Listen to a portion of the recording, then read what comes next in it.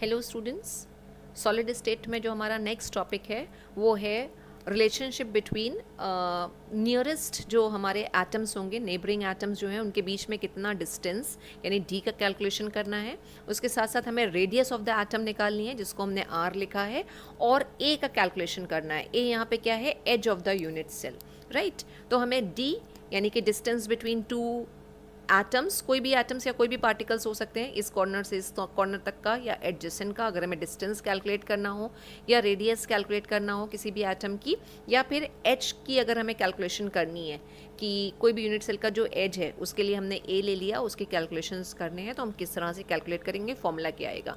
Basically पूरी derivation नहीं है, सिर्फ फॉर्मूला ही हमें जानना है कि फॉर्मूला क्या होता है, लेकिन फिर भी हम थोड़ा सा समझ लेते हैं कि किस तरह से वो फॉर्मूला ड्राइव हुए हैं।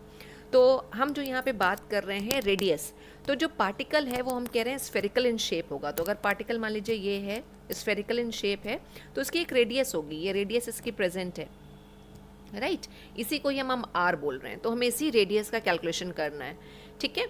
अब ए क्या है? A is the length of the side of the cube. जैसे ये मान लीजिए है, ठीक, तो ये ए, हमें इसका कैलकुलेशन करना है।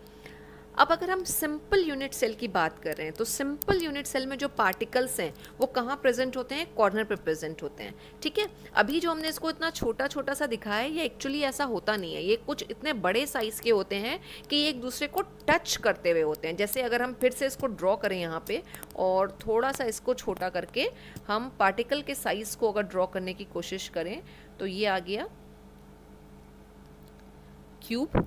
अब इसमें जो पार्टिकल्स प्रेजेंट होंगे, सपोज अगर ये प्रेजेंट है, ये पार्टिकल यहाँ पे प्रेजेंट है, और अगर इस कॉर्नर की हम बात कर रहे हैं तो ये पार्टिकल्स यहाँ पे प्रेजेंट है। अभी भी ये छोटा हो गया, ये एक दूसरे को टच करते हुए होते हैं, बिल्कुल एक दूसरे को टच कर रहे हैं, राइट। तो हमें जो कैलकुलेशन करना है वो हमें किस तरह से करना है, और सिर्फ यही दो नहीं, यहाँ पे भी जो पार्टिकल होगा वो इसको टच कर रहा होगा, ये कुछ इसको टच कर रहा होगा, तो सब पार्टिकल्स एक दूसरे को टच करते हुए होते हैं। थोड़ा सा अनटाइडी सा डायग्राम है, लेकिन हम इसमें समझ लें अगर, तो ये एक पार्टिकल है, उसके सेंटर से अगर हम चलें तो ये एक रेडियस हो गई, और इस दूसरे पार्टिकल की जब हम बात करेंगे तो उसके सेंटर से हम चलेंगे तो ये रेडियस हो गई, ठीक है। तो एक ये रेडियस आ गई और एक ये रेडियस आ गई। अब हम अगर इसको नाम दे दें, कुछ पॉइंट्स ले लें, ये ए अगर हो गया, और इसको अगर हम सी ले लेते हैं, राइट, तो जो बीच वाला ये यहाँ पे पार्ट है ये हो गया बी, तो ये ए से बी तक एक आर आ गया, और ये यहाँ बी से लेके सी तक एक आर हो गया।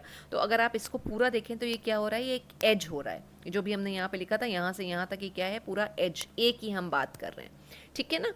तो जो डिस्टेंस है, अगर हम ए से सी तक के डिस्टेंस की बात करें, डिस्टेंस को अगर हम डी ले लेते हैं, दो एडजेसेंट एटम के बीच के डिस्टेंस की बात कर रहे हैं, distance from A to C, right, और डिस्टेंस के लिए हमने ले लिया अगर d, तो d क्या हो जाएगा? d is equal to H के बराबर, जो हमने a लिया था, और a क्या आ रहा है? a आ रहा है 2r, राइट। तो r की वैल्यू अगर हम निकालेंगे, so r is equal to क्या हो जाएगा? a बाई 2, और it can be written as r is equal to 0.5 a। तो आपका ये पहला फॉर्मूला आ गया। किसके लिए हम ये बात कर रहे हैं? हम बात कर रहे हैं सिंपल यूनिट सेल। यहाँ पे हम लिख लेते हैं फॉर सिंपल यूनिट सेल। अगर हमें कैलकुलेट करना है डिस्टेंस या आर की बात करनी है या ए की बात करनी है, तो सिंपल यूनिट सेल के लिए हम इसी फॉर्मूला से करेंगे। अब इसी जो एटम्स हैं उसको यहाँ अलग से ड्रॉ कर लिया, ठीक है ना। तो ये यहाँ से ये ए की हम बात कर रहे हैं, ए से लेके ये ई तक, ये पूरा डिस्टेंस हमें कैलकुलेट करना है। तो ये डिस्टेंस कितना हो जाएगा? ए से ई तक का डिस्टेंस, यानी यहाँ जो पार्टिकल प्रेजेंट है और यहाँ जो पार्टिकल प्रेजेंट है, और बॉडी सेंटर्ड में यहाँ बीच में प्रेजेंट है, पूरा डिस्टेंस हमें कैलकुलेट करना है, राइट। तो हम रेडियस निकालें। अगर यहाँ से हम एक रेडियस की बात करें तो ए से बी एक रेडियस आ गई हमारी। उसके बाद B से हम इस पॉइंट को C बोल देते हैं, तो B से C तक की हमारी एक और रेडियस आ गई।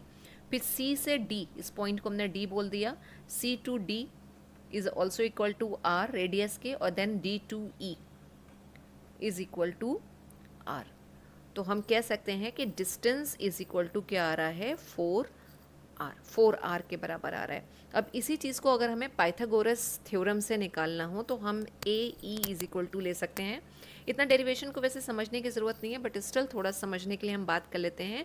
ए E is equal to under root, एक क्यूब है तो उसकी लेंथ है, उसकी चौड़ाई है, ऊंचाई है, उसको हमने लिख लिया ए स्क्वायर प्लस ए स्क्वायर प्लस ए स्क्वायर, यानी कि उसकी लेंथ का स्क्वायर, उसकी ब्रेड्थ का स्क्वायर और उसकी हाइट का स्क्वायर। तो ये ए जो हमने बात करी है वो एज ही आ रही है, जो हमने यहाँ ऊपर डिस्कस करी थी कि लेंथ हो सकती है, ब्रेड्थ हो सकती है, हाइट हो सकती है, हमने उसको लिख लिया। और इसको हम अब कैसे लिख सकते हैं, और A E can be equal to under root 3a square, और it can be written as A E is equal to A, क्योंकि ये ए के साथ स्क्वायर है तो ये बाहर आ जाएगा, ए इज अंडर रूट, तो A E is equal to A under root 3 आ गया। अब हम ए ई ऑलरेडी निकाल चुके थे, A E is equal to 4r आ रहा है, तो और it can be written as, अब ए ई की जगह पे अगर हम इक्वेट करके लिख दें 4r is equal to A under root 3, तो यहाँ पे r क्या हो जाएगा, r की वैल्यू अगर हम निकालें तो r will be under root 3/4a। तो जो हमने यहाँ पे यूज़ किया है इसको हम कहते हैं, दिस इज 3 डायमेंशनल पाइथागोरस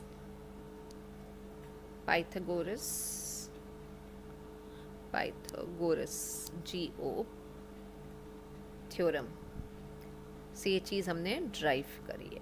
तो ये आ गया फॉर्मूला या रिलेशनशिप बिटवीन R और A for body centered cubic cell. In the same way अगर हम FCC की बात करें, फेस सेंटर्ड यूनिट सेल की बात करें, तो अब हम डेरिवेशन नहीं करते हैं, हम सीधे फॉर्मूला लिख लेते हैं कि atomic radius R is equal to हो जाएगा 1/2 अंडर रूट 2a।